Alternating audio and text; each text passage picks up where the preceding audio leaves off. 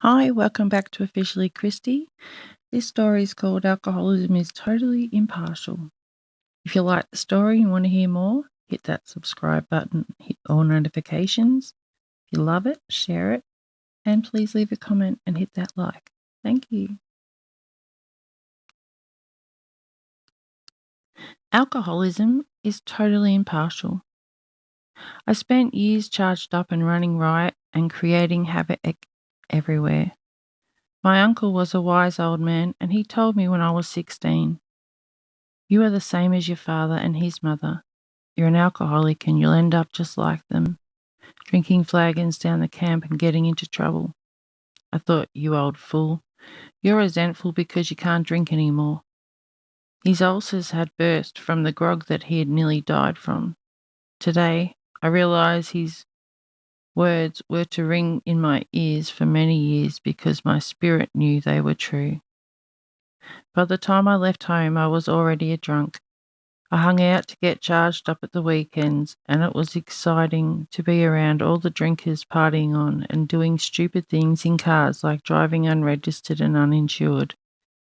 I figured the rules didn't apply to me, and I hated authority of any kind.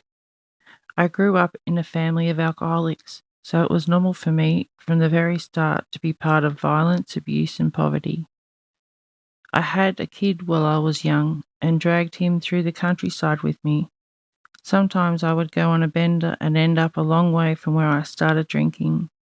Sometimes the child would be with me and I would have to try to remember where I'd left him and who I left him with. Today, thanks to step 9, I have a loving relationship with my son. He could probably tell you more about my drinking because he saw all and remembers more than I do. He's very proud of his mother's recovery. Those times fill me with huge shame. I drank a lot in blackout and could never predict what could happen. Usually it was bad. I never came out of a blackout with something good happening in my life. All my relationships were with men who drank like me. They were carbon copies of my father, drunks and two-timing woman bashers.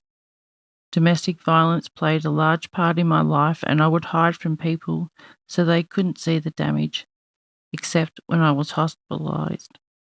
I always signed myself out as soon as I could so I could get out and have another drink to take the pain and shame away for as long as possible.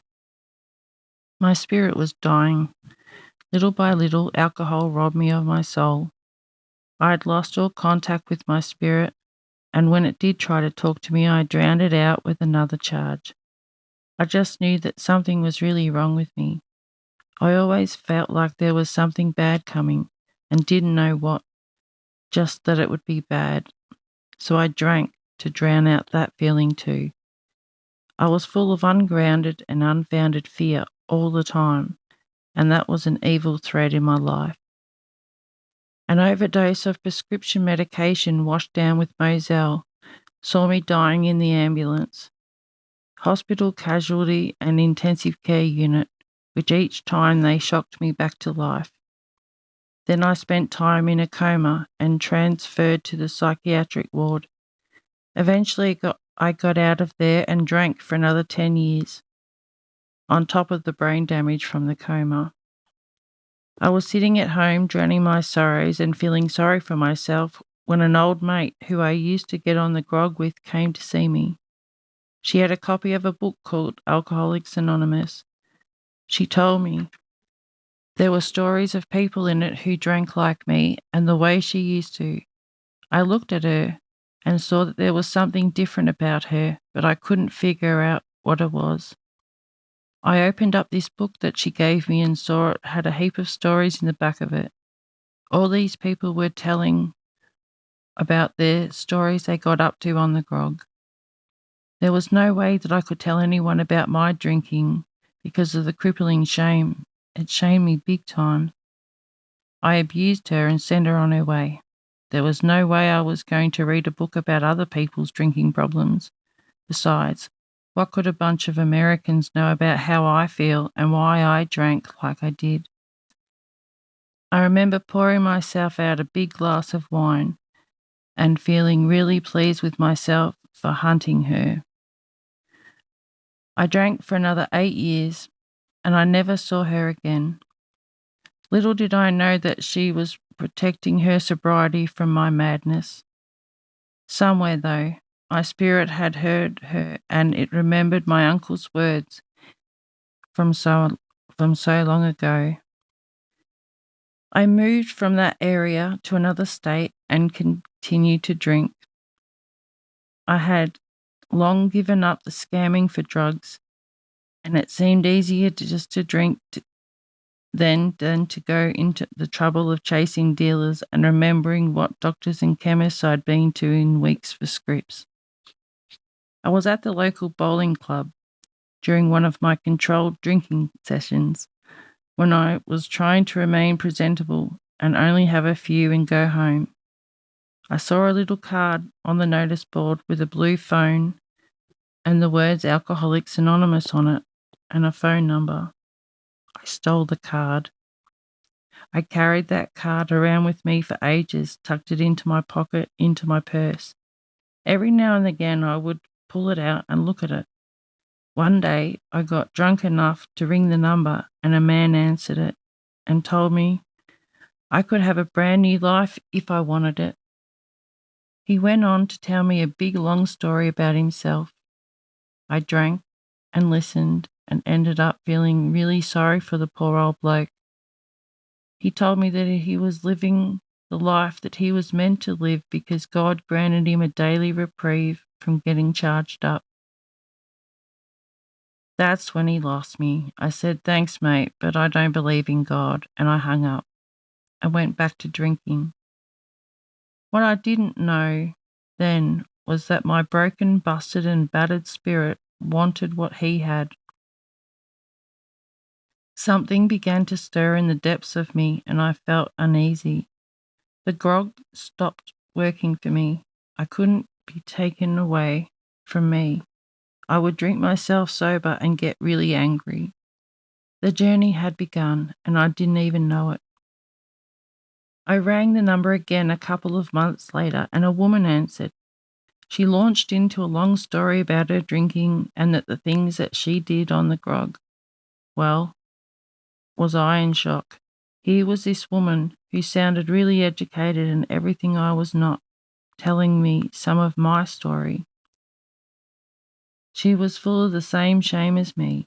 She felt like I did when I was trying to do the right thing and I couldn't. She had left her kids with people, had got on the grog, and community service had taken them away from her.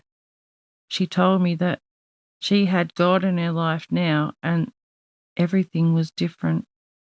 She had me. I began to go to meetings and there I found a mob of people from every race, belief and colour. They spoke about their drinking and the steps they took to recover. They did it without shame and they were happy. I wanted what they had, but I was so terrified because I was the only Koori there.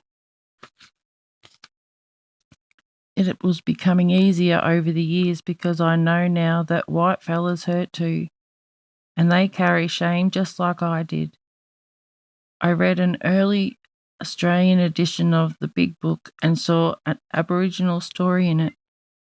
There were other Kooris who were sober, and I eventually got to meet some of them as I travelled around to different rallies and conventions.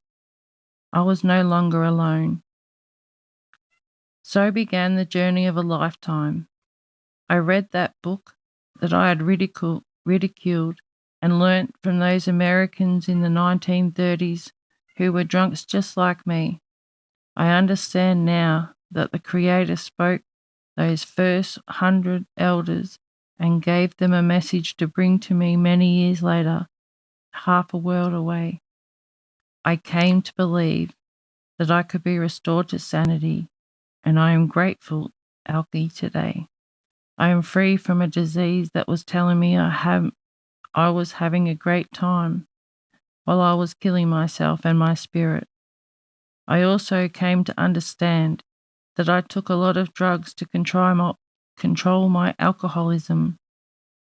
I was able to put the drugs down, but it was alcohol that brought me to my knees.